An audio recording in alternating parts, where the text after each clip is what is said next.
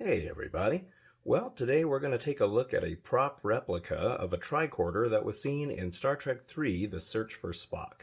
So this prop, gosh, I think I've had this thing for 30 years. It's been a long time.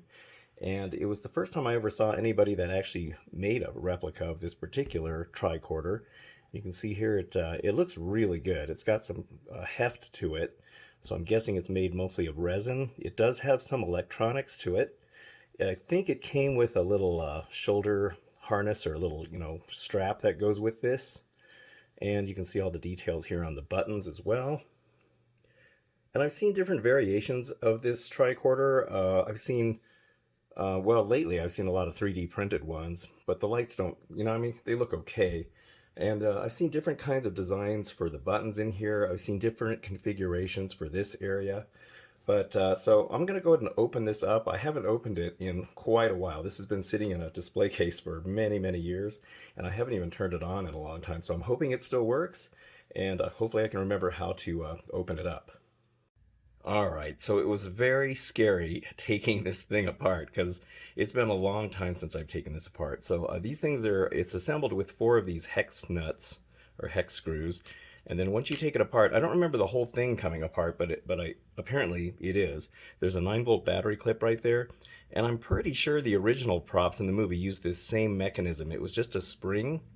And then this is the top part right here. I don't remember this coming off when I changed the batteries before. But anyway, on here you can see there's actually a syringe.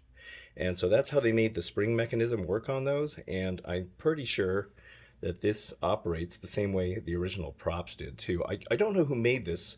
I mean, we're talking 30 years ago, and this is pretty advanced for a prop from that long ago. I kind of wonder if it was made by one of the guys that worked on the show or maybe knew somebody or something.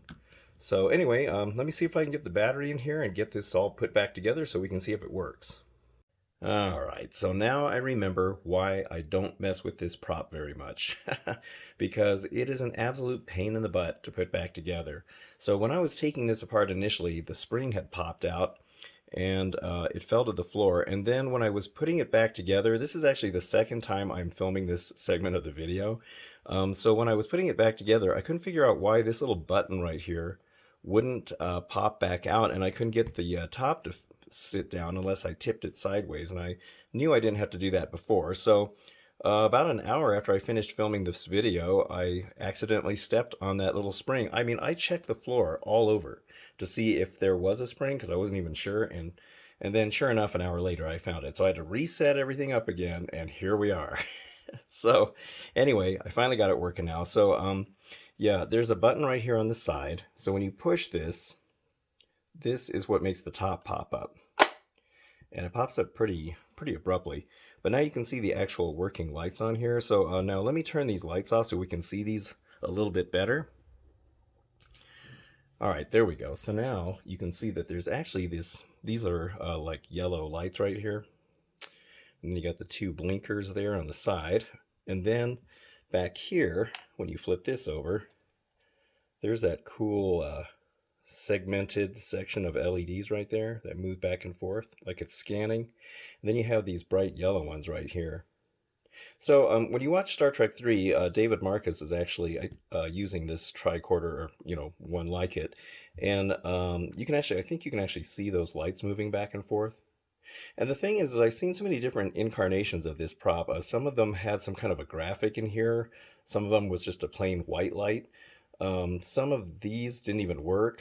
And on the front here, I've seen different configurations of this as well, where they've had some other little greeblies on the side, and then I can't remember what they have here. What never made sense to me in the movie is, you see David Marcus using this tricorder, and they're looking at this little yellow spot, and it's not even a screen or anything. So, I mean, what's that supposed to show them?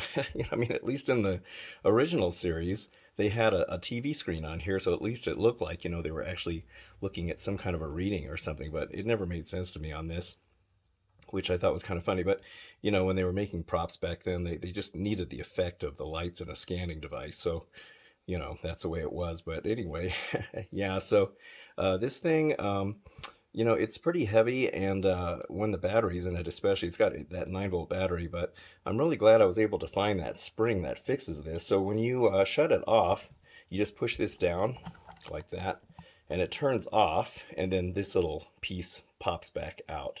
So thank goodness I found that little spring. I figured that was probably what was wrong with it. Now, I remember on this piece that when the battery would get low, the light back here that I was showing you earlier, I remember that the light wouldn't go all the way to the end here. See that last little segment, how it just only stays on it for a little brief bit? So when the battery starts getting weak, that last segment won't light up. And then if it gets even weaker, the second one won't light up. So that was always kind of a good clue as to when to put a fresh battery in there. But this has got a fresh battery in it, so that's why it's working properly. But yeah, so I'm glad I was able to get this thing to work. But yeah, I don't mess with this very much at all. When I have it in the display case, I don't have a battery in it, and I keep this part up because the big spring that's in the middle, I don't want that to get smashed down for a long time and then it doesn't pop up very good. And then the little spring that I found, thank goodness, that operates that switch was what was the problem. So oh well, at least I got this whole thing working again. Here, let me turn the lights back on because I think my camera's having a hard time focusing. So yeah, this is the tricorder that we see in Star Trek 3, The Search for Spock, and it's a pretty cool prop. It's not one of my favorite props. It's not one of my favorite tricorders either, but when the opportunity came up to get this, I certainly wasn't going to pass it up. Like I said, it was 30 years ago. I don't even remember where I got it. I mean, it's been so long, but it's still a cool piece and I'm glad I have it for my collection. So anyway, I hope you enjoyed this little tour of this tricorder, and if you did, please give the video a like. Those likes always help my videos, and subscribe too if you'd like. So thank you so much for watching. I appreciate it, and I will see you on the next one. So thanks again, and have a good one.